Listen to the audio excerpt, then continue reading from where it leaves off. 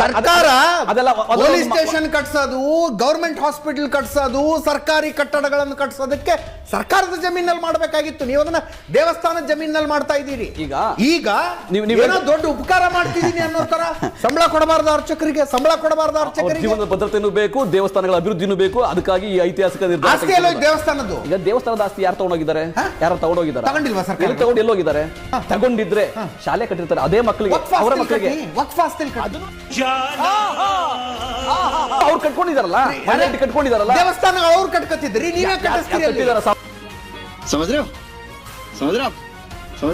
ಜಾತ್ಯತೀತ ಭಾರತ ನಿಜ. ದೇವಸ್ಥಾನಗಳನ್ನು ಸರ್ಕಾರ ನಡೆಸುತ್ತೆ, ಮಸೀದಿ ನಡೆಸುತ್ತಿಲ್ಲ, ಚರ್ಚ್ಗಳ ವಿಷಯಕ್ಕೆ ನಾವು ಹೋಗೋದಿಲ್ಲ ಅಂತೀರಿ.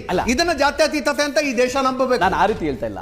ಅಂದ್ರೆ ಬಹುಸಂಖ್ಯಾತ ಯುದ್ಧಗಳಲ್ಲಿ ದೇವಸ್ಥಾನದ ಆಸ್ತಿ ತಗೊಂಡಿದ್ದು ಸಮಾಜಕ್ಕೆ ಶಾಲೆ ಕಟ್ಸಿಲ್ವಾ? ಆಸ್ತಿಲಿ ನನಗೆ ಅಂಕಿ ಅಂಶ ಇಲ್ಲ, ಆದ್ರೂ ನನಗೆ